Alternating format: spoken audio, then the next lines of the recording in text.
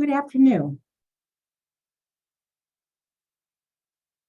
Good afternoon. I'm Maria Thompson, Outreach Manager for the Federal Reserve Small Business Credit Survey. On behalf of the Board of Governors of the Federal Reserve System, welcome to the third and final Federal Reserve Community Development Research Seminar of our 2022 series, Toward an Inclusive Recovery. We're excited to be joined by leaders from across the country to discuss short and long-term consequences of the COVID-19 pandemic on K-12 education, higher education, and the future workforce. But before we get started, there's one thing you will only hear from me, a disclaimer. The views expressed during this event are those of the speakers and not intended intended only for informational purposes. They do not necessarily represent the views of the Federal Reserve Board of Governors or the Federal Reserve System. With that out of the way, let's start today's program. As I mentioned, this is the third installment of this year's seminar series, which is designed to explore research, policy, and practice in the community development field. Our goal with the series is to Expand access to high quality research that informs stakeholders like you, working to support low and moderate income communities and communities of color. Our last few seminars have explored how the community development field, including the financial, government, philanthropic, and nonprofit sectors, could collectively advance policies and actions to support an inclusive and equitable recovery from the pandemic. And they are available to watch on demand at fedcommunities.org. Over the course of the seminar, we would also like to hear from you. Please submit your questions using the Q&A feature with your video player. Additionally, join us on Twitter to continue today's conversation by using the hashtag #TowardInclusiveRecovery. It is now my honor to introduce Federal Reserve Governor Michelle Bowman to provide introductory remarks. Governor Bowman, the floor is yours. Welcome, and thank you for joining us to discuss topics important to the nation's economy. This research seminar is part of the Federal Reserve's series of events called Toward an Inclusive Recovery. Today's seminar, hosted by the Board of Governors, will focus on how the pandemic affected education outcomes and the subsequent impact we anticipate for transitions to the labor force. We have invited accomplished researchers to discuss their work and what practical lessons might be drawn from it that could help inform community development practice and public policy considerations. As I'm sure you are all aware, the pandemic created significant disruptions for our students and the education system. At the onset of the pandemic, steps taken to slow the spread of COVID-19 resulted in widespread closures of businesses and schools. Many, myself included, were immediately concerned about the negative effects on education from changes that included shifting to virtual instruction, lack of access to technology, and changes to the accessibility and provision of childcare. It is critical to consider that access to education at every step along a student's learning path serves as a pipeline into the labor force and enables future generations of Americans to participate and thrive in our dynamic labor market. The disruption of education throughout the pandemic undoubtedly led to an absence of workers in the labor force, creating a shortage which held back the early economic recovery. Education outcomes, including learning losses and achievements, take time to measure, aggregate, and analyze. As we enter the fourth academic year affected by the pandemic, data on student performance is becoming more available. Much of this early data confirms our initial concerns.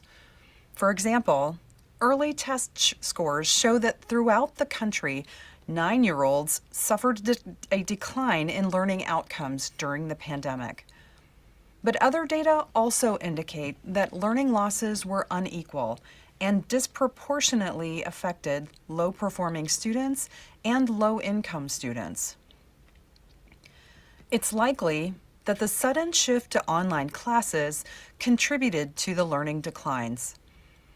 According to the board's 2020 Survey of Household Economics and Decision-Making, the SHED, only 22% of parents with children attending virtual classes agreed that their children learned as much as they would have attending classes in person at school. I hope that the return to in-person learning and reopening of schools will enable children to resume normal learning and that academic achievement will rebound. It seems that even with this return to in-person attendance, many schools are struggling to provide students with the same quality of education as they did pre-pandemic. With the return to on-site education, many schools are confronting challenges that impair their ability to meet the educational needs of students. a number of educators appear to have left the profession, as indicated by the nearly 100,000 more job openings for teachers in July 2022 than before the pandemic. Complicating these issues across the country, the return to in-person instruction has been met by an increase in chronic absenteeism, which is defined as a student missing at least 10% of school days in a single school year.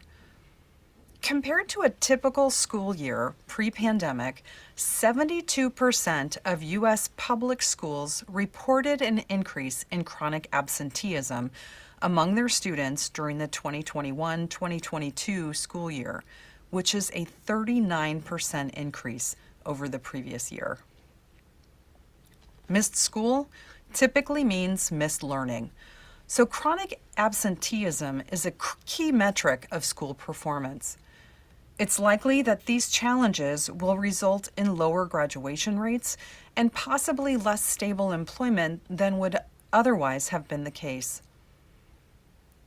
These outcomes raise difficult questions about how to best respond to the needs of students and educators going forward. For example, how can curricula be adjusted to meet students where they are today after nearly 3 years of pandemic-impacted learning? How can we best re-engage the larger proportion of students who may have become disconnected as a result of these pandemic-related disruptions to their education? What does all of this mean for the future of the labor force? In addition to the challenges facing primary and secondary education, higher education was not immune to pandemic disruptions. Similar to K-12 education, studies also show that online instruction also reduced the academic performance of college students.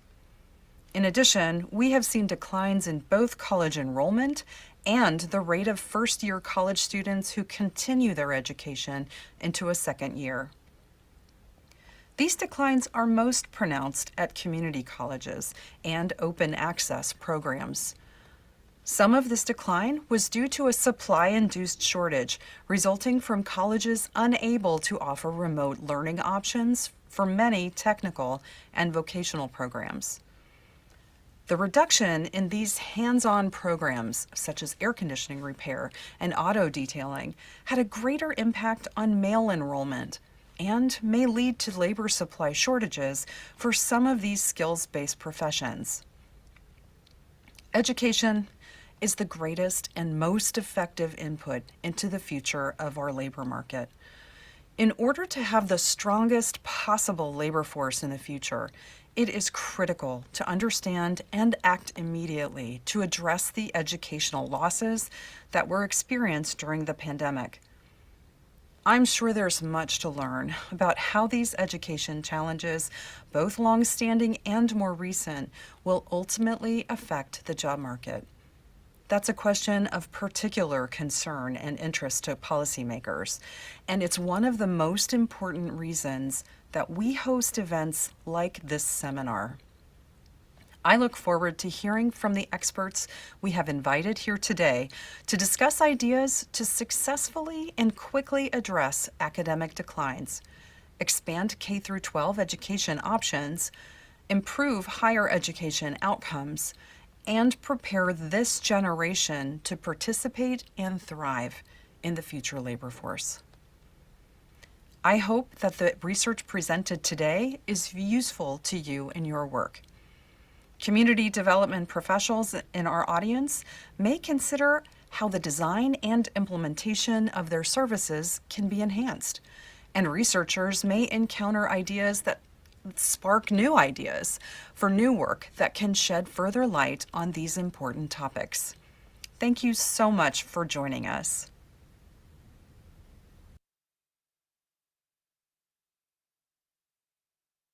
Thank you, Governor Bowman. Now, I would like to turn the program over to Lene Erickson, Senior Vice President for Social Policy, Education, and Politics at Third Way. Lene is our moderator for today's program.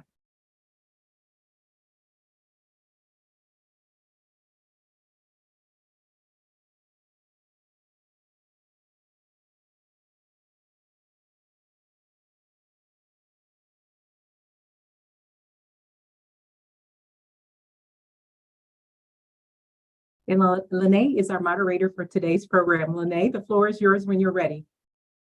Thank you so much. So great to see everybody here today. My name is Lene Erickson. I am a senior vice president at a center-left think tank in Washington, D.C. called Third Way. And I spend a lot of my time trying to understand how we can improve student outcomes in education, K through 12 and higher education and beyond. And we know that COVID has set us back in that endeavor, but also that it has given us a moment to potentially rethink how we do improve student outcomes across the education system, how we can use this inflection point to make our higher education system and our K-12 system better for all students across demographics. And how we can make sure that it better serves the labor market and the American society at large. So in order to do that, we have an esteemed panel of academics that are going to share some of the facts on the ground with us. And then we're going to talk a little bit about what policymakers might need to do in order to address these issues moving forward. So first, I am excited to welcome Gemma Zamaro, who is a professor of education reform and economics at University of Arkansas. And she is going to talk to us a little bit about the impact of COVID on student achievement and achievement gaps, as well as the impact on the teacher labor market. So Gemma, take it away.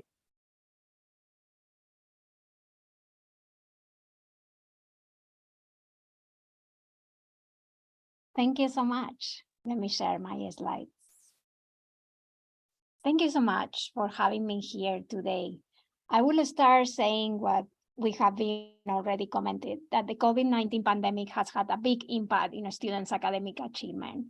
Here we have the National Assessment of Education Progress Scores for 9-year-olds, and we see unprecedented declines in the last 2 years that basically have wiped out progress that we have had for the last 2 decades. So the situation, it's really serious. It has really affected students. But most importantly, it's also important to notice that it has not affected all students equally. We see that students that were low performing and students from minoritized backgrounds have been hit harder. And as a result, what we are observing is increasing widening gaps by race and by school poverty. The prolonged school closures and remote and hybrid instruction appear to be a primary driver of these observed increasing gaps. And the fact is that not all kids have had the same learning experiences during the pandemic. So we see that at the beginning of the pandemic, although a majority of parents, 69% nationally, were having their kids attending either remote or hybrid, we still see big differences by race, with Black families and Hispanic families, kids attending much more remote or hybrid than white parents. And we also see that the COVID-19 pandemic has been hitting hard also teachers. We are observing at the beginning of the pandemic, teachers' levels of stress and burnout that have been pretty high during these times, and that raised a lot of concerns about the potential increase in teacher turnover and future teacher shortages. Although we have not seen the mass exodus of teachers that some were worried about at the beginning of the pandemic, we now have several reports from states that show that during the first school year of the pandemic, teacher turnover was stable, but there has been an increase in the second year of the pandemic in teacher turnover of about 2 percentage points. And we also observed documented shortages in certain type of teachers. So we are missing a lot of teachers with special education licensures, of language teachers, and also in certain types of schools, rural schools, schools serving more disadvantaged students report higher shortages. And also we have documented shortages for teacher substitutes, teacher aides, and some school personnel like bus drivers. So I think that moving forward, We will need to address these shortages. We will need to find ways to recruit and retain high quality teachers and ways to accelerate learning to really close these gaps that have come because of the pandemic. Thank you.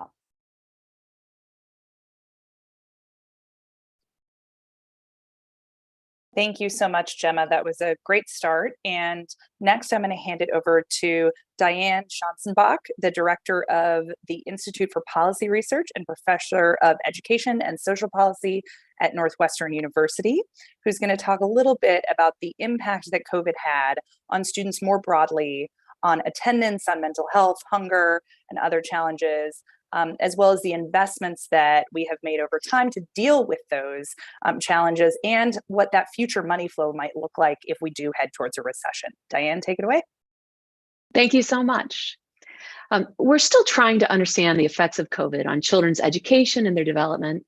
And as Hema described, to no one's surprise, there's been a substantial drop in both math and reading achievement. Every single demographic group has been hurt, and the drops are even larger in high poverty schools among Black, Hispanic, American, Indian, and Alaska Native students. Declines are also larger in schools where more of the 2020 and 2021 school years were done via remote instruction. Indeed, according to recent research from a team including Tom Kane at Harvard, high poverty schools that were remote for more than half of that school year lost nearly a half of standard deviation in student achievement. That's equivalent to 22 weeks worth of instruction. This slide that I'm showing shows evidence from MAP growth assessments from the firm NWEA that are given to about 25,000 public schools students across the nation. A drawback of these data relative to the NAEP scores that Hema showed is that they're not necessarily representative. However, they are given to large and consistent samples over time. Because MAP tests are typically given in the fall and the spring, they allow us to track growth over the course of the school year. So this graph from NWA shows math test scores following children over time as they progress from the fall of second grade through the spring of fifth grade, and comparing the current cohort of children to a cohort that passed through these same grades prior to the pandemic. So first, usually students' MAP scores grow over the course of the year, which of course is what we pay for. Then they diminish somewhat during the summer vacation and then grow again during the next academic year. This is the pattern followed by both cohorts of students from the fall of grade 2 through the fall of grade 3 is highlighted here in the purple box. Now for the most recent cohort, COVID hit in the winter of their third grade year.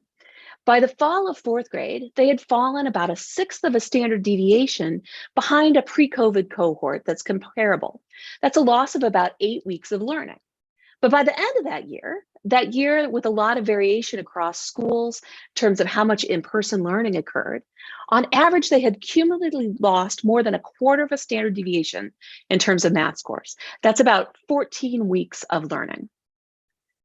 Now, the good news is that some fraction of this loss was recovered last year. While the COVID cohort of fifth graders are still scoring worse than the comparison group, by the end of the year, they were the equivalent of 11 weeks of learning behind the pre-COVID cohort, down from a peak of 14 weeks. Now, if we can keep up this rate of progress for these kids, and that's a big if, it'll take 3 to 5 years to get them back to their pre-pandemic trajectory. Now, unfortunately, so far, the progress toward recovery varies widely across grade levels. The same exercise following older children from 4th to 7th grade or from 5th to 8th grade shows little to no progress in regaining the learning loss. Now, we also know that there are other important social, behavioral, and emotional skills that are important for lifetime success, but aren't directly measured in math and reading test scores. These social, behavioral, and emotional skills are nurtured and taught in schools, as well as at home and in extracurricular activities. These show up in measures such as persistence and the ability to work together in groups, attendance and graduation rates, among others. Now, these skills are important in their own right and also feed back into academic achievement. At this point, we know less systematically about the damage done to children during COVID along these dimensions and how we can regain the lost ground. This lack of systematic evidence is partially just due to difficulties in measurement. But there are widespread reports of low attendance rates, diminished mental health, and diminished socialization and other worrying trends. This graph on the screen shows results from a survey of parents of school children that was conducted by McKinsey.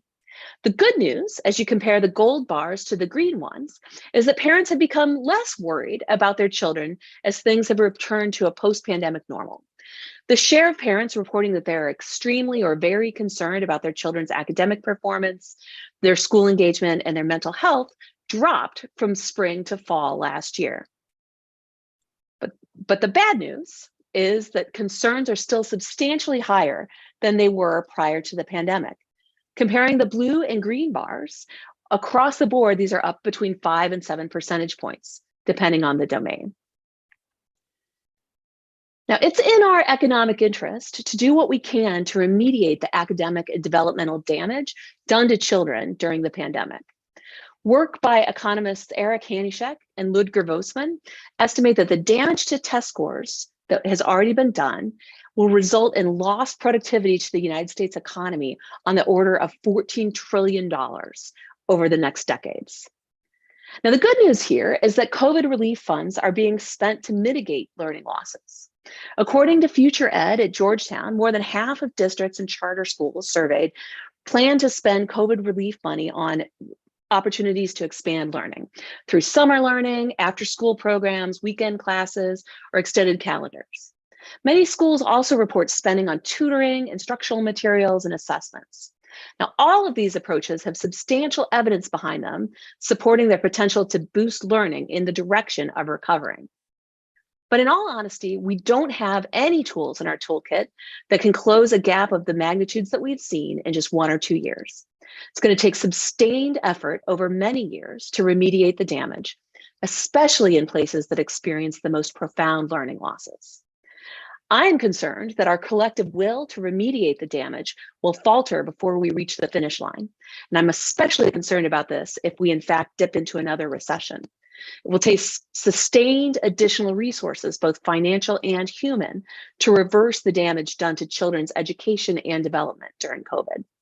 So I'll end my remarks with the advice for parents and communities to hold elected officials, school superintendents, and school board members accountable for whether they continue to make steady progress and eventually succeed in remediating the academic damage that's been done to children during this time period. Thank you. Thank you so much, Diane. That was very helpful. And now let's turn to some remarks and insights about how COVID has impacted our higher education system. And for that, I would like to bring to the stage Celeste Carruthers, who is the William F. Fox Distinguished Professor of Labor Economics in the Haslam College of Business at the University of Kentucky, Knoxville. And she's going to share with us some information about falling college enrollment, and the impact that that has on the economy, both within higher education and beyond. So Celeste, I'll turn it over to you. Thank you.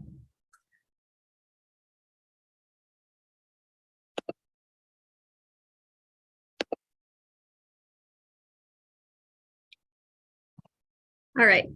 As Governor Bowman mentioned in her opening remarks, there are a lot fewer students in college than there were prior to the pandemic.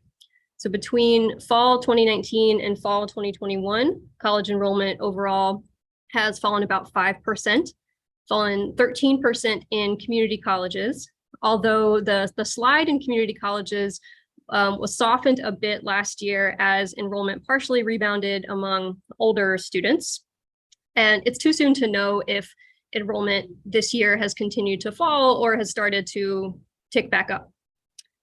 To zoom in on one state, after Tennessee introduced tuition-free community and technical college in 2015, the percent of high school graduates going straight to college jumped up 10% or 6 percentage points. And over the next few high school cohorts after that initial year of Tennessee Promise, the college going rate tapered and declined a little, but then really sank to levels that have not been seen since the state started collecting these data over 10 years ago. Now, just over 52% of high school graduates in Tennessee are going straight to college. So what might be going on here? There's no monocausal explanation because the different phases of the pandemic have offered a lot of different challenges and opportunities to students, to would-be students, and to workers. To some extent, this may be a continuation of pre-COVID trends. College enrollment was declining, albeit not quite as steeply prior to COVID. Diane Schanzenbach, who's here, and Sarah Turner showed that capacity constraints at community colleges explained part of the sharp drop in college enrollment in 2020. Specifically, enrollments in assembly, maintenance, and repair fields. The decline in those fields explained a lot of the overall community college enrollment decline, including among men. So those are the same fields where capacity constraints from social distancing and other limitations necessary during the pandemic would have limited in-person learning. Some students may have been averse to taking classes online, or might not have been able to access the technology necessary to do that seamlessly. Other students may have been opposed to taking on the health risks of going to class in person or in hybrid formats. For students with families, online K-12 education, as well as inconsistent childcare that lasts to this day, present a lot of logistical challenges to enrolling in college and succeeding in college. Also continuing to this day, a very tight labor market presents an appealing option to college for some students. So focusing on young adults, the likelihood of working in a job paid a wage or salary has steadily increased over the long economic expansion following the Great Recession. And at the same time, the likelihood of enrolling in post-secondary education slightly softened and fell over that time period. And then in the most recent economic expansion, the quick and very steep expansion following the onset of the pandemic, work among this population rebounded partially, and college enrollment continued to slide. There have been more job openings than job seekers since summer 2021. This is pushing wages up. Prices and inflation are rising at the same time, but rising pay is outpacing inflation at lower levels of the pay scale in jobs that are less likely to require college. I'll note here that college or work is not a binary decision. A lot of students, including 2/3 of Tennessee community college students prior to the pandemic, had work, they had employer relationships, they had a pre-existing attachment to the labor market or a need to work while they were enrolled. So what does this mean for the labor market going forward? The sands are shifting very fast. The labor market, the economy continues to evolve. And so the big picture takeaway should be that not quite certain what this will mean and when it will mean for the labor market, but here's some lightly informed speculation about what we can expect. We can expect some lasting effects of online learning in both K-12 and in college. We've got enough work showing that online learning was less effective than in-person learning where that was available, probably more effective than completely closing schools, but a suboptimal way of going to school than in person. In the very short term, we can expect fewer college educated workers in the labor force, although again, it's not quite clear what's happening this current academic year or if the college enrollments will rebound back to their level or trend where they were prior. And I'm really sympathetic to the students or the would-be students who chose work over school when they saw pay rising and job opportunities opening up, and particularly in 2020 when they saw a lot of online classes. Nevertheless, this may leave them more vulnerable to recessions and to automation in the future, which tend to affect jobs with lower education requirements more potently. So that being said, to the extent that the labor market tightness is lasting, this may lead more employers to reevaluate those same education requirements or to incorporate more education into the workplace through micro-credentials and badges, various different firm-specific training opportunities or sector-specific training opportunities run by nonprofits or other partners, in addition to employer-provided tuition benefits for workers. In the short and long term, we may have more non-traditional and returning students. And another ongoing trend continuing with pre-COVID sentiments about college and work will be continued interest in education that has relevance for the workplace through career and tech ed in K-12, as well as students who major choices in college. Thank you.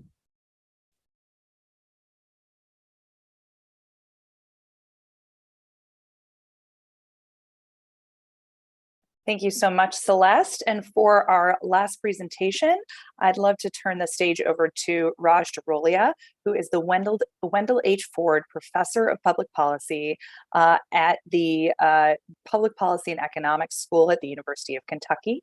And he studies a variety of things, but is going to talk to us today about the impact of COVID on higher education finance for schools, for states, and then obviously how that trickles down to students. So Raj, take it away.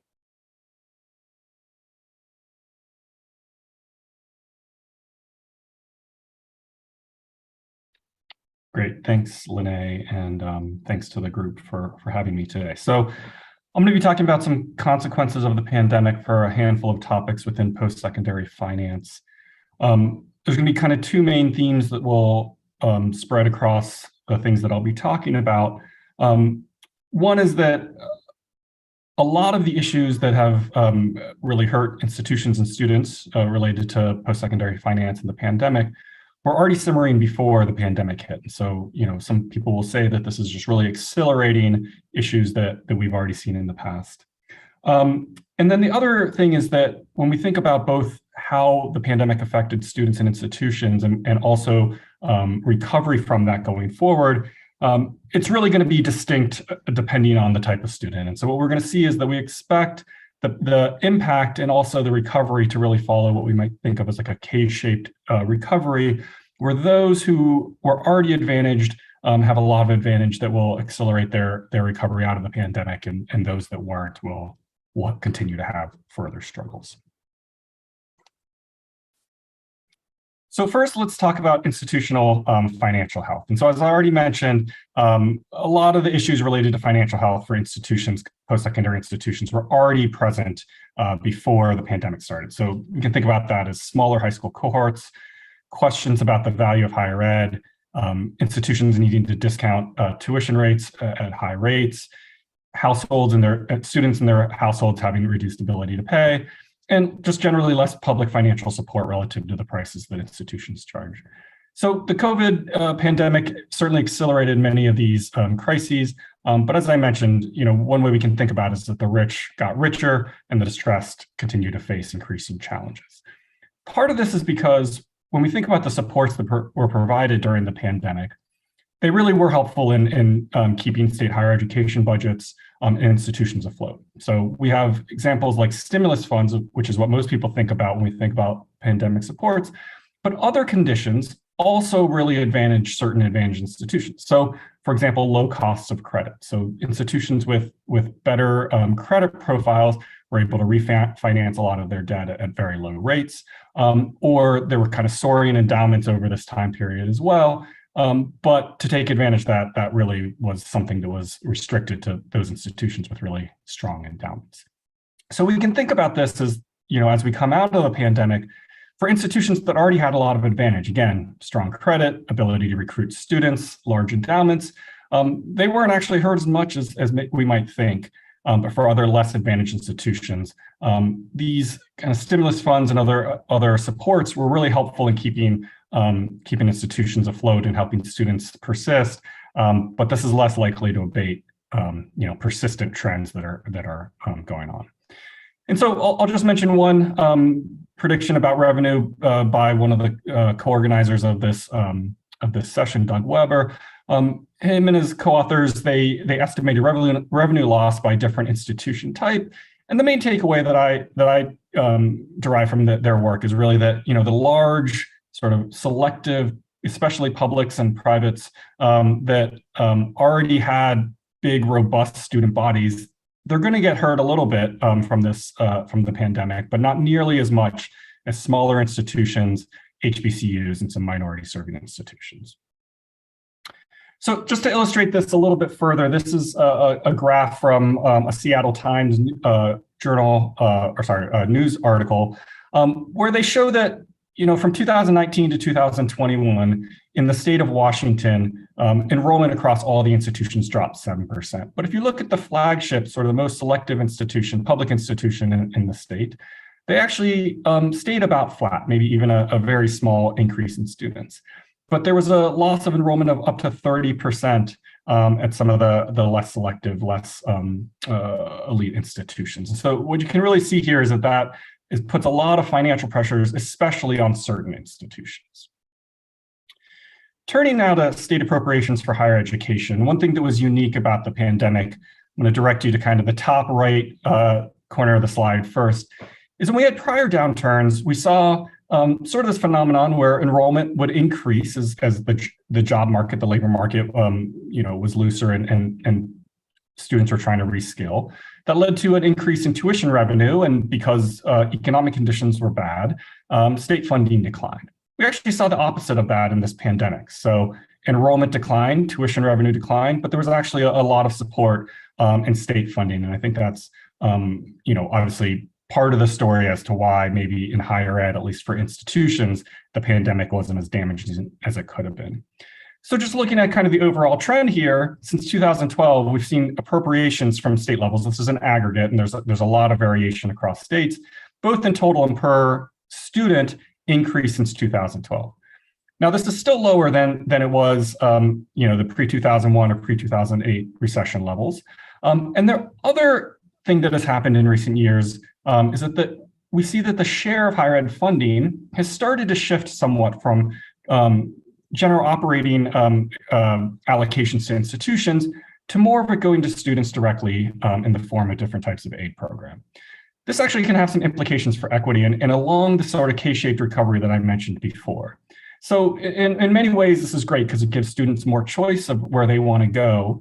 But this is really going to then benefit and probably drive more students to institutions which have the best reputations or the biggest ability to attract students. And so that can have both positive implications for those institutions, but also leave institutions with less ability to recruit students in some struggles. And then I also want to mention just a couple of bullet points related to student loan borrower and student financial well-being. So this is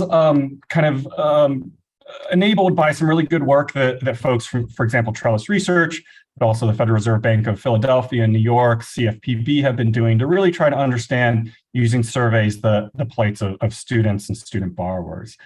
And so a couple takeaways I want to convey here. So obviously students and student loan borrowers face many financial challenges, but not all of them were directly education related. So an example of this, Celeste already mentioned that most students work while they're in college. And a lot of students work because they need to work in order to afford college expenses. So not only were education issues affected by the pandemic, but so was employment. So if a student needed to work to be able to pay for their college expenses and they lost their job, this could be incredibly problematic, obviously. And so in the Trellis work, they reported among their survey respondents, 20 to 25% of students had some sort of involuntary unemployment. And based on some of the Federal Reserve surveys, about half of student loan borrowers reported some employment or income disruptions. As you might expect, kind of deteriorating household financial circumstances were worse among certain groups, including first-gen students and parents of children. I'll kind of speed up here just because I'm running out of time, but two other points I want to talk about here is the one, it wasn't just directly educational stimulus that affected college students. Certainly, some of the higher ed emergency funds were very helpful in this, but a lot of students report getting medical assistance, food assistance, unemployment insurance, childcare assistance. And again, those that are more likely to report this are groups that are traditionally disadvantaged by our higher education systems. And finally, I'll mention something from some of the student loan reports, and this is about differential financial resiliency. The strongest predictor from some of these surveys of expecting to have troubles with post-pandemic student loan repayment challenges were really having struggles pre-pandemic. And so we can think about this as that, again, a lot of these issues were present before the pandemic, and it's some of those same groups that need assistance as we move forward. So I'll stop there and turn it back over to Lene. Thank you so much, Raj. And at this point, we are going to end the PowerPoints and have a conversation. So as we start to think about what the policy implications are of what has just been shared by these smart researchers, I want to invite you all to ask questions. Please participate in the chat, start writing your questions now. And we're going to start with me and one other policy-focused person talking about what are the lessons that we should learn from all of this information, and what policymakers should do in order to address these challenges. And then we're going to have a conversation with you all with some questions from the audience. So please start to populate those questions now. And I will start with some reflections on what we've just heard. I think that on the K-12 front, it is very clear that if there is, and let's hope not, but if there is another pandemic that we face, we need to better balance the interests of public health, but also the knowledge that school closures really drive learning losses, and particularly learning losses with certain groups of students who frankly can afford them the least. So I think we need to do a better job of thinking about how to balance those two things moving forward. Obviously, this was a unique situation and everyone was doing the best they can, but we have to do it better next time because these losses are really so impactful. I think we also need to think more about how we are recruiting and retaining good teachers and also support staff. We had a pre-existing challenge with the fact that support staff and teachers were populations that were graying in the workforce. We saw older folks who were nearing the age of retirement not being replaced at the same level by younger folks coming into the profession. And that is going to be an ongoing challenge for policymakers, particularly as we heard in rural areas, in areas of greatest need. And it's a place that I think we really need some policy intervention. And then third, on the K-12 front, if you ask folks in Washington, they want to say that COVID is over. I think we all want to say that COVID is over, but it is clear from what we have seen here that the challenges are not over. And Diane's point about the investment that is going to be needed both financially and through human resources in a sustained way over a period of many years moving forward to recover from the losses that we've seen here and the challenges that folks are still grappling with. I just worry that we're not going to have the political attention span, and willingness to really make those investments. So it is incumbent on all of us to make the case that the pandemic itself may be moving into a different stage, but that does not mean that it's over. It does not mean that this investment that we've made can simply go away and we all go back to normal and everything will be fine. On the higher education front, a couple of things struck me. The first is just thinking about student outcomes to start. So much of our policy within higher education has been focused on access, just getting students into college. And once they're in, we figure everything's fine. They're going to be fine. And we know that's not true. And one opportunity that this pandemic may have offered to us is the ability to step back and say, how are we serving students in our higher education system? And how must we do it better in order to make sure that they are set up to succeed in the labor market and succeed in our economy moving forward. The second piece that really struck me in the academics presentations was the differential impact on different kinds of institutions. And, we often talk about higher education as a marketplace. Unlike K-12, we think there's a lot of consumer choice and students can go wherever they'd like. And we give them grants and loans that they can use that are equal no matter where they attend, whether they attend Harvard or their local community college, their Pell Grant is the same. I think we really need to turn that on its head based on what we've seen here, both pre-existing, but now worsening in the pandemic. There are certain schools and kinds of schools, community colleges, minority serving institutions that are under-resourced, that really are the ones that are doing the bulk of the work to provide economic mobility to students across the country. And yet we don't reward them at all for that. They don't have huge endowments. They have these student populations that might need more resources in order to succeed. And I think we really need to think about creating something akin to Title I in our K-12 system, where we invest more in the schools that we know need more resources, and think about investing more in those colleges that are doing the yeoman's work of putting people on a track to economic success. Two other thoughts about the higher education implications here. One is online learning. So many schools and programs are now experiencing, moving to online and trying to figure out how much they should stay online versus in person. And I think we need to be really thoughtful about both providing the flexibility that online learning might provide, but also making sure that we don't overly rely on it when we know that certain groups of students have been pretty poorly served by online programs all the way through their educational career. So we really need to keep an eye on these online programs that we know schools and programs may use as a cash cow. They can scale them very quickly, but are they truly serving students in the way we need them to, especially knowing that we're funding them with taxpayer dollars? And then finally, before I turn it over to Nat, I just want to mention the kind of through line here to me is that students are people. They're experiencing, we talk about them as students, we talk about them as receiving just the higher education subsidies, but really we're talking about people who have jobs, people who have children, people who have needs well beyond what's happening in school. And so often policymakers rely on an assumption that students are 18 to 22, they're going to higher education immediately after graduating high school, and they're then relatively set up for the rest of their lives. But that is not the picture of today's higher education students.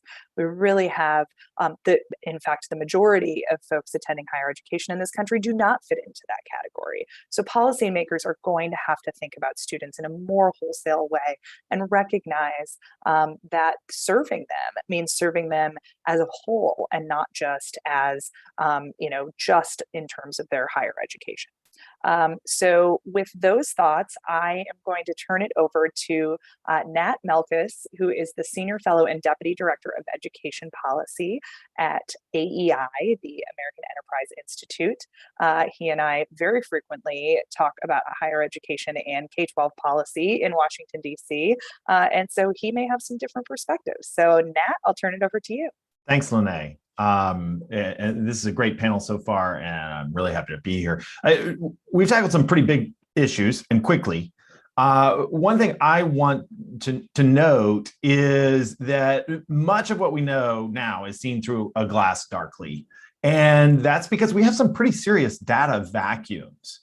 I do much of my work, the majority of my work in K-12, and have actually spent much of the past couple of years just gathering and collecting data. Now, part of the reason we've had a data vacuum in K-12 is a lot of the test scores that we rely on, these were canceled in spring 2020, and then they were sort of optional last year. So we're really waiting for some decent large scale data from last spring. But part of this is a policy failure. And that's capturing valuable data about what was going on during the pandemic. So I'm log rolling a little bit here because that is some of the data that I collected here at AEI. But I think that says something. We set up a return to learn tracker where we tracked weekly districts status, whether they were offering instruction, in-person instruction to students or fully remote, or we're somewhere in between in a hybrid setting. And we measured that weekly for the 2020-21 school year when so many extended closures were occurring. And I will say, when we set that up, we sort of expected to be put out of business. We're not sort of the top flight data collection enterprises out here. And we never were. We ended up sort of with arguably the best data on district closures in the nation. You can see that at returntolearntracker.net. But more importantly, this was not the only case. In higher education, the College Crisis Initiative, run by Chris Marsicano out of Davidson College, had some of the best data on college closures. So I think it's important to understand that we have a limited amount of data about what actually went on. And even on those levels, we only have institutional or school district level data on who was closed when. And so we don't have good measures about what actually caused these losses. That matters because we do know, even from sort of the through the glass darkly data that we have, that instructional options did matter, right? Hema presented some data. There was a quote there by Dan Goldhaber, I believe, that said, look, the extended periods of remote time were a big driver of these learning losses.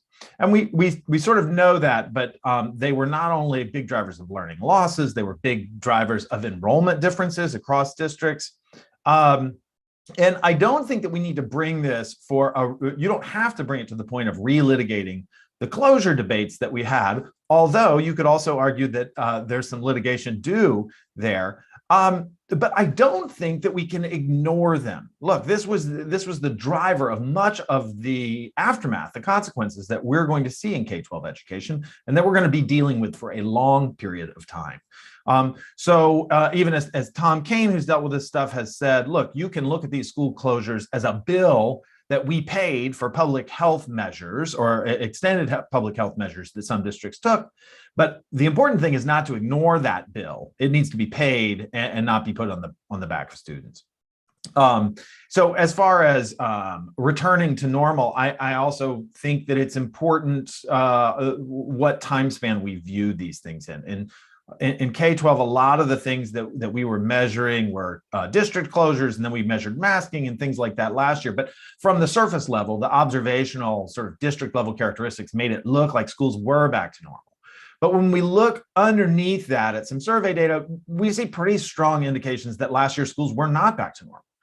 If you look at from last May, the IES School Pulse Panel data show that when it comes to chronic absenteeism, classroom disruptions, teacher absenteeism, and finding replacements for teachers, students' academic achievement, on all these things, schools said, yes, they're worse because of the pandemic, and sizable percentages of them said they're worse this year than last year, than the year of school closures.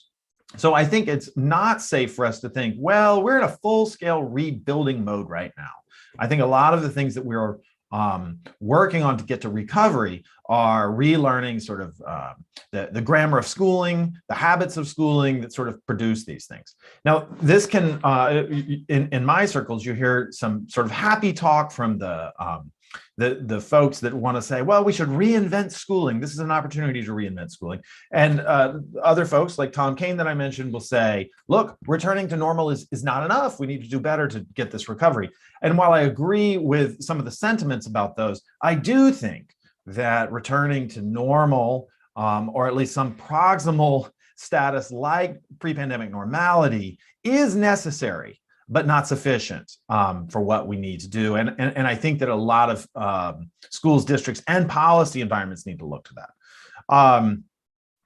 So, and lastly, I'll just say on the recovery, I think the one slide Hema put up, and Lene mentioned this as well, and Raj mentioned the similar parts on the K-shaped recovery. This is not an even set of consequences.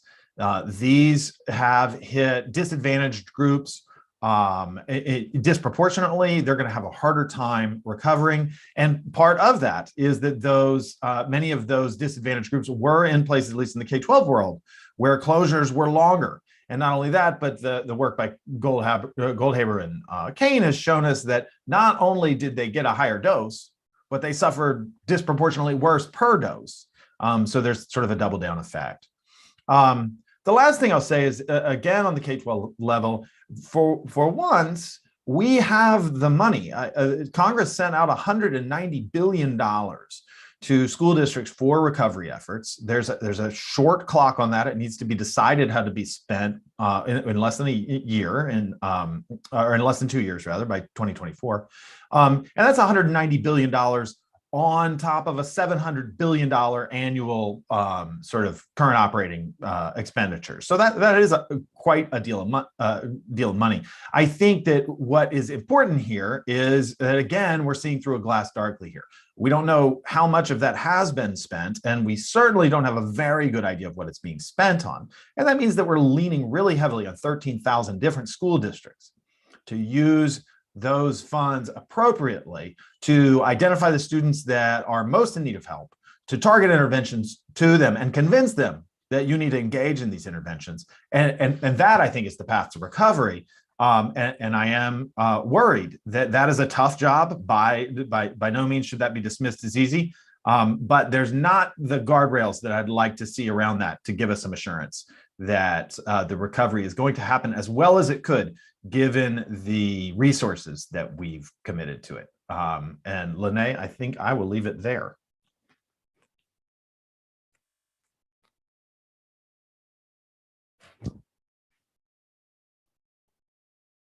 Fantastic. Thank you so much, Nat. And I would like to take this moment to invite all of our wonderful panelists back to the stage virtually, and also to invite you all to start populating those questions if you haven't already. We have about 25 minutes to have a good conversation with these folks, and we want to make it as useful to you all as humanly possible. So I'm going to take the moderator's privilege of asking the first question, and I'd like to get an answer from all five of you, actually. And I think, this question is, if you had a magic wand and you got to make one policy change, you could just wave your wand and make it to address the state of our education system and the future of our workforce in this post-COVID moment, what would you use your magic wand on? And Hema, I'm going to start with you because clearly I mispronounced your name at the start. So I apologize for that, but that gives you the privilege of being the first one to answer about your magic wand. Thank you, no problem. So I think I will invest it on teachers. I think we have to find ways to recruit and retain and elevate the teaching profession. And I think, finally, solving those shortages that the pandemic has not, it just had made it worse. They were there already. So we need to find ways to remunerate people, to attract people to those positions. And I say teachers, but I'm also thinking of support personnel. Yeah. So that would be my one. And do you think that that's mostly about paying those folks more? Is it about a broader recruitment effort? How would you think about doing that? I think it's a combination of factors, but I will start with strategically paying. And I think we need to invest in working conditions, and we need to, figure out better working conditions around, especially supports for teachers teaching in more difficult schools, to alleviate that burnout and stress that we have seen so much in the pandemic. Great. Diane, do you want to jump off that? Sure. Now, of course, if I really had a magic wand, I would go back and make it so that we didn't keep children out of school for so long, right? This was a policy choice that we made repeatedly and for, such a long time, and especially harmed the most disadvantaged among us. But to be clear, we damaged everyone. Moving forward, I think that it's our job to try to remediate these kids in the manner that is least expensive to them. So you would hear people suggest, let's just give them all an extra year, something like that. Terrible idea. We've already imposed so many costs on them.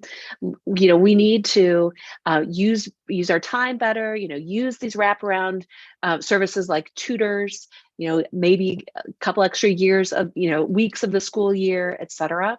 So I think, in the absence of, sort of a time machine, the best I've got in terms of a magic wand is let's go do the work that we know that we can do. And, at this moment that Congress has appropriated funds for. Great. Celeste, what about you? How would you use your magic policy wand? I might cheat a little bit and piggyback off of something that you said in your comments, Lene, about kind of differential support or rethinking support and resources for community colleges.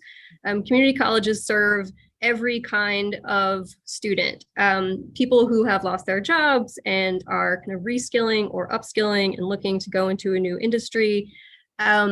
Traditional students who have just graduated from high school and are looking ahead to a bachelor's degree, or who want to stop with an associate's degree or a certificate.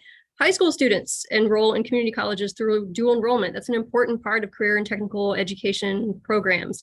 Every kind of student, and they're all kind of sharing the same class. They have different goals, different visions, and like less support.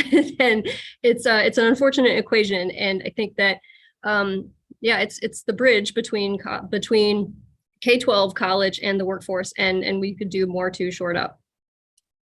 Great. Raj, how would you use your special magic wand?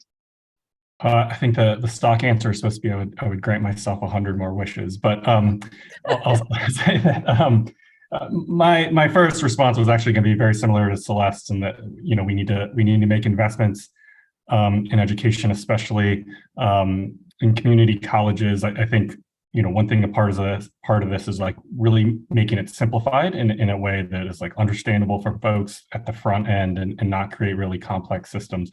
But since Celeste took mine, and since my magic wand asked for another wish, the other nerd sort of request that I would make is just like a huge investment in data infrastructure. So I mean, I think Nat mentioned this, but at K-12 and early childhood and post-act and labor market, it's sort of shocking, and as a researcher, embarrassing at times, that like the lack of data we have to actually make evidence-based decisions in this space. And so, that's a little bit self-serving, but that's my second wish. Great. Nat, I would guess that you're pretty happy about that wish. So I am, but I want my own wand. I don't want you to take it. You're allowed to have your own wand. Yeah, I'll give a sort of niche answer, but this is sort of applies across the board. I do think there's a lot of things that we can do. I worry that in the current space, when things are feeling more normal, that there's a lot of students out there, there's a lot of non-students out there who do not know that they are behind where they would have been. And therefore, we need to alert those students, hey, you need to catch up in your reading. You need to catch up in your high school coursework. You need to go back to community college because you're missing benefits that you otherwise would have had. So if I had a wand, it would be that the policy choices that people need on the demand side would be sort of, alarm bells would go off for those folks, so that the demand would be there for the supply that we at least have some resources for. And if I was using my magic wand, I would do Diane's go back in time trick, but have data on students that were going online in higher education versus in person in higher education, because we had a big giant experiment and we know very little about the differential outcomes that folks experienced from that. So we have a great question from the audience, and one I'm sure many are interested in, since it is the topic of this convening. The audience member says, we have talked quite a bit about the experiences that students have had while attending school during the pandemic and subsequent recovery. What implications does all of this have for the labor market? And Celeste, I want to throw it to you first, because you did touch on this a little bit, but then I'd welcome anybody else to jump in. Great question. It's an open question, and the easiest answer is that we don't quite know yet how it will unfold.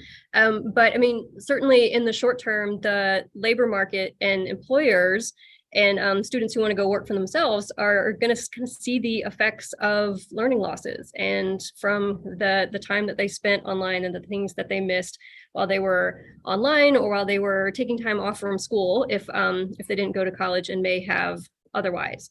So those will be the short-term things that will be kind of hard to quantify, even if we had a great, rich data infrastructure.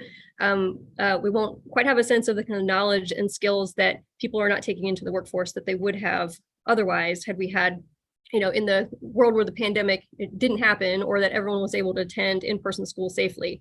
We won't know what we're missing there. Would anyone else like to jump in on the implications here? Diane, go ahead. Yeah, I have two, sort of one in the short run. I share the concerns that have been highlighted about the decline, especially in community college enrollment. We have a shortage of nurses, and we see that the flow of new people trained as nurses has declined because the community college rates have gone down.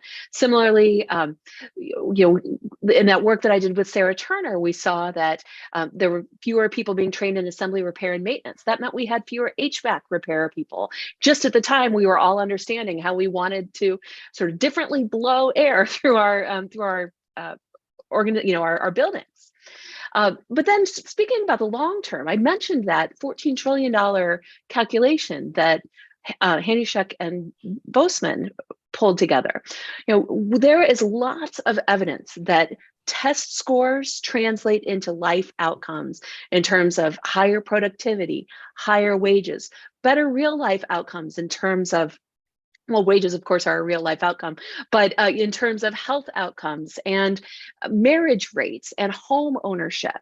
And if we let, anywhere near the depth of the learning loss persist, we're going to be able to trace, measure that in terms of worse productivity, worse life outcomes, et cetera, really for decades, and cost us trillions and trillions of dollars. Nat, Raj, anybody want to jump in? Yeah, just following up on that, I'm very worried about those gaps, but especially like the inequality moving forward and being able, because like I said, not everybody was affected the same. Not all the kids had access to the same resources. So if we don't close that, that will have long-term effects for much worse for certain groups than for others. Lene, I'll just throw in there, there's lots of groups that I worry about. It sort of depends on the day, which particular set of students I'm worried about. But I am worried about students who had a quarter to a half of their high school careers in the pandemic. In part because it's just such a big chunk of high school, in part because graduation rates didn't go down, they actually went up in 2020, and then they've stayed flat. But we also know that there's particularly a subset of students sort of on the lower performing end that probably suffered preparation losses, weren't as ready as they otherwise would have been. They're by and large out there in the same percentages, and they're not going to community college. So I really worry, or at least not at the same rates. So there's a hole there. And I worry particularly about that. Nick Eberstadt here at AEI is always talking about the men without work group, these young men who just are out of the labor force. That's not a good situation. And I worry that it's a bubble that will be sustained post-pandemic for that crew. This is jumping off something that was said before a little bit, and I don't think we know the implications yet, but we know that different groups were less likely to go to college during the pandemic, and the labor market has been so tight, we haven't really seen the implications of that for a less tight labor market. And so if we do start to experience higher unemployment, I do think one thing we should be concerned about is especially unemployment or income disruption for students from certain groups who that might not show up for a little bit as we await, or not as we await, but as we hope that a recession doesn't start. The other thing I'll just say, which is a little bit more just mechanical, which I think will be interesting to see the effects of, is just, a lot of things have changed in the way that, like, especially young folks, like, view their relationship with their employer, view kind of where they want to work and how they want to work. And so, we've seen sort of an acceleration, not obviously with online education, but also that's manifested in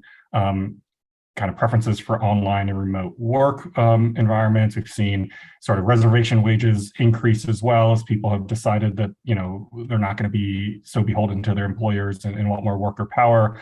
And I think there's a lot of implications from that are kind of directly coming out of the pandemic that we don't really know how that's going to shake out over the coming years. And implications that might look very different in a recession environment as opposed to the one we're in at the moment. So we have another audience question that I'll throw to the group, which is, what is one thing that we learned through this crazy pandemic time that we might be able to apply moving forward that could help to improve either our K-12 or our higher education systems. Anybody want to go first? Go ahead, Celeste. Yeah, I'll jump in on the college side. Like a typical request of colleges and universities is to be kind of nimble in response to or in advance of changes in the labor market and in technology. And we know that that can be hard, that colleges and universities can kind of move very glacially. But they moved pretty quickly in spring 2020 and just kind of evaporated mountains and mountains of what would have been red tape to move lots of students and faculty online, to kind of change grading systems, to do a lot of things that if it weren't a crisis, like would have taken much longer and may have been impossible. So, I mean, it is possible to kind of move quickly and to kind of adapt programming in response to the outside circumstances. I think that's one lesson that higher ed can take going forward. Lene, one thing I think that we can learn from this, particularly in the K-12 space, is that school matters. Wow, right? School does really matter. And so that's one thing. But it also matters that you're in person. And what I think that we should learn from that and take clearly to heart is that a lot of the high cost, soft touch parts of schools that are based in relationships and webs of relationships that sustain students through the academic rigors that we want them to drive through and work through difficult, cannot be substituted by some sort of technocratic academic, set of exercises that will grow them the same way. I think disengagement was a huge problem, and I think that all our sort of reforms that we seek to implement to improve schooling has to keep an eye on that without exception. Diane, it looked like you were ready to jump in next. Yeah, I will certainly agree with that and add to it. We saw our families really struggle with hunger. Another reason why it's important to be in person is to make sure that kids get access to school meals. In many places, they also have access to medical care at schools. Schools do more than education. They do a broad range of things, and it really should be our last effort, or the last thing we should do is close schools. Now, I'll add to that. We learned a lot about online instruction. We did it badly during the pandemic. I think that wasn't for lack of effort, because we were working really hard at it across the board, but it was, sort of lack of preparation. But I think we will take some things that we learned from that, build out more ability to do individualized instruction with computers. I think this has pushed us far enough that we are going to have to really seriously wrestle with the use of technology in the classroom. And so one parting thought on this is that moving forward, we're going to have a lot of new evidence on what is successful and what is less successful in terms of remediation, because schools are going to be out there trying all sorts of different things, and it's incumbent upon all of us to study that and draw the lessons that we can learn. Hopefully not for another pandemic anytime in the next 100 years, but for just normal opportunities where we need to provide extra support and remediation for kids. I'll piggyback off of something. Go ahead, Raj, and then we'll get to Hema. Sorry, Hema. I'll piggyback on something Diane said there. We've always known this, but I think it's really come to the forefront, and I hope the focus will stay on this, is that food policy is education policy, health policy is education policy, housing policy is education policy, and during the pandemic, we at least more openly admitted all of this, and I hope we retain that focus going forward. The other piece that I hope we continue to do is just everybody struggled during the pandemic, and conversations about mental health at early childhood, K-12, higher ed. People got less, concerned about sharing their struggles, and institutions directly supporting this. And I really hope we continue to invest in sort of whole people, whether that's faculty, staff, students, everybody. Again, mental, physical health, all of those things as well. Yeah, I will just add, I agree with everybody. I will just add that I think we also learn how important the relationships between the school and the families are and the communication there. And that's something that worries me, following in one comment from Nat, is that I'm not sure the parents right now are getting the right information about where their kids are. And I think that can limit our recovery, making sure, because we have this mismatch between parents not being as worried about their kids, but we see these learning losses happening. So I'm worried that there is a lack of urgency, and to what extent that's because they are not receiving all the information about where their kids really are. Yeah, that is very concerning. One other thing that I saw in terms of policymaker conversations was we are all in such a bubble in terms of what we assume people have access to in their own homes or wherever they're living, and just the assumption that someone would have a laptop, that they could just jump online, that they would have access to reliable broadband, that they would have a room that they could close the door and do their schoolwork, whether that's K-12 or college. I just think we saw so many policymakers in Washington, D.C. assume that most Americans live like they do, and then it was revealed that that is just absolutely not the case.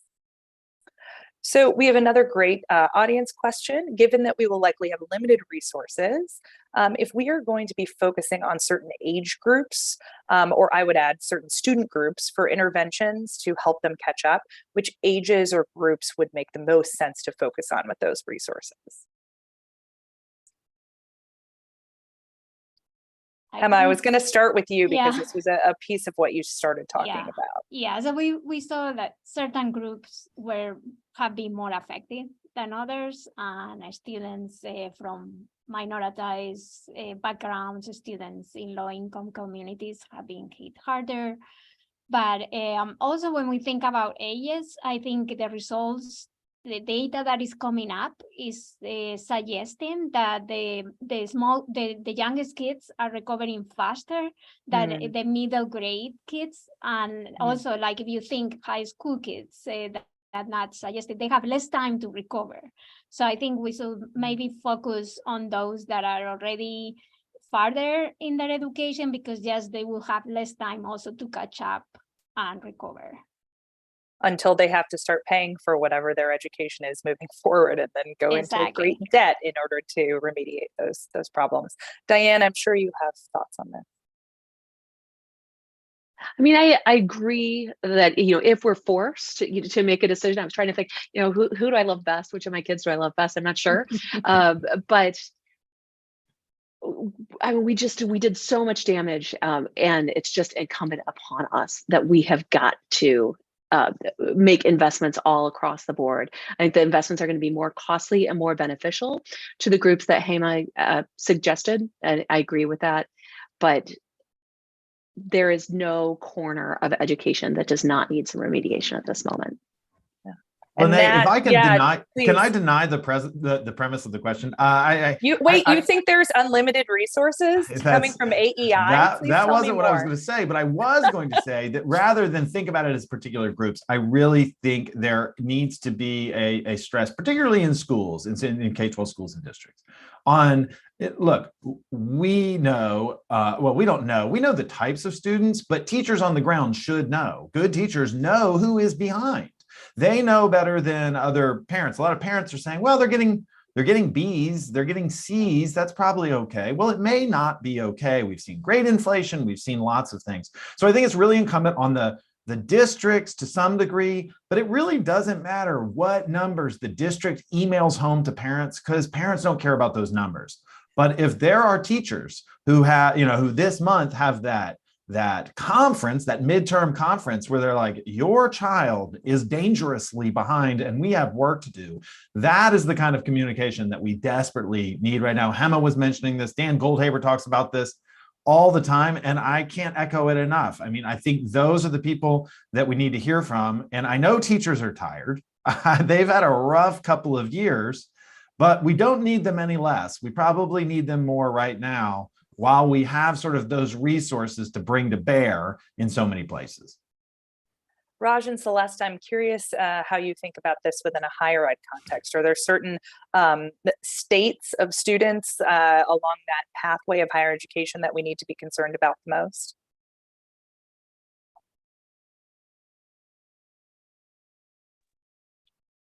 So I think we often think about sometimes related to outcomes like completers, right? So obviously we know that those who don't complete have more difficult challenges repaying student loans in the labor markets. So I think that is certainly a group that we should be paying attention to. On the other hand, there is another group, which is it's basically those that don't kind of have the resources or the push to take that risk to bet on themselves and their human capital. And so these are people who are sort of on the cusp of going into education and they don't complete. And so that's the other group that I think we really need to make sure we're investing in. What I really hope doesn't happen is we view so the past couple of years as evidence that we don't need to invest in people going to higher ed or skilling up as they get older. And so certainly, I'm worried about non-completers, but also I'm worried at the higher ed level about people who are just going to forego higher education altogether as well. Yeah, I think I have a related addendum to that. Is that if not, a specific funding formula focusing on a group of students, I think higher ed should at least be aware of how their systems work for non-traditional and returning students, just given recent trends in college enrollment, as well as the kind of increasing specificity of education, both in colleges and universities and in the workplace. Some skills are not going to translate as well as technologies adapt, as firms move and things like that. And there may be more students who are interested in returning to college or going to the college for the first time, and making systems work well for those students would be to everyone's benefit. Great. And I think we have time for one more question, which we have in the chat here. So in final thoughts, in your view, what is the biggest barrier right now to aligning our education system to produce the future workforce we need? And if you have a solution to that barrier, even better, please offer it. So Nat, I think I'm going to start with you this time, since you brought up the rear at the start of the show. Caught me unawares, Lene. Look, I'm not sure, but I have long worried that slipping standards are not good for students, right? So this particularly in the high school range, right? If we are so focused on getting students to graduate that we make it easier for them to graduate, if they're less prepared, that's a problem. I think the pandemic has only created incentives to make this worse. This was obvious. This is sort of like a no-brainer in that first pandemic spring. Over the last 2 months of school, you're going to retain a senior for another year? No, of course, no one's going to do that. And then we struggled for a couple of years. I think that ship really needs to be righted and needs to be attended to. And we don't have great sort of outcome data for seniors to kind of like benchmark that on. So it's a real challenge. This is not something that's easy. I can't pin down an experiment to pin it down or think through it. That doesn't mean it's not a big barrier to preparing students for the workforce. So that's where I'd place it. Great. Since we're keeping in the K-12 zone, Hema or Diane, who'd like to go next?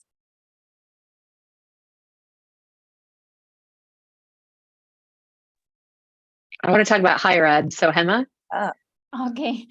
Yeah, so I agree with Nat. I think I agree with him, like in terms of the standards, like we have said, like I said before, also providing families with the right information, providing so if there are resources for remediation, they are aware and they are ready to take up. So I think moving forward, that would be helpful to kind of like reduce these gaps and then get kids into track all the way to the end. Great. Diane, why don't you transition us then to further in the higher education? Yeah, when we're talking about producing the workforce that we need, just a place that is underperforming right now is the community college sector, providing training for especially those men that Nat raised before, that his colleague Vic Eberstadt often worries about, that are dropped out of the labor market. We saw a sharp decline in community college enrollment the first year of COVID, and then it's only gone down since then. To my mind, we have turned up the dial really far in terms of individual funding for Pell Grants and other things to make community colleges more affordable. But I'm convinced by work by Dave Deming and others that we probably need to be investing more at the college level to make sure that we're building capacity in fields that are high return. And we're not doing that well right now. Great. Celeste, I would guess that you might have some thoughts about that, but what's your biggest barrier? Yeah, I might punt on this specific question. I have been thinking about alignment a lot recently in the context of career and technical education. And it's honestly a very tricky question, because if schools, K-12 or college, were perfectly aligned with today's workforce and we're able to respond kind of immediately to changes in technology and changes in local industries and things like that, that would be great for students graduating like this year. But is that going to serve those students, those same students, like 5 years from now when they're 23, or they're 5 years post-college? Because again, like firms move and technologies change. Alignment's a tricky question. That the kind of general transferable, or at least sector and industry specific skills that schools can build up can stay with students and alumni longer afterwards. But it's I don't have a direct answer to the question. I apologize. Great. Raj, I'm going to give you the last word here.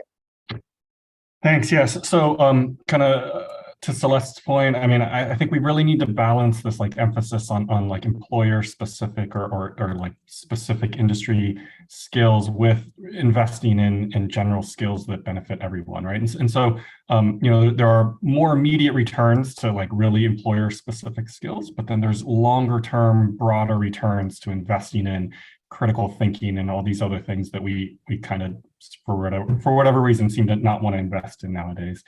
So I think balancing that is a big barrier. The biggest barrier I see is I'm kind of hammering this home, and a couple of my comments is really risk. And so we really want people to invest in themselves, and we can encourage that through a number of different ways, both financial and other ways. And we really need to encourage people to make big bets on themselves and their ability to do good in the world. And so the more risk people see in the world or investing in themselves, I think that's going to impede, kind of meeting the demands of the future labor market.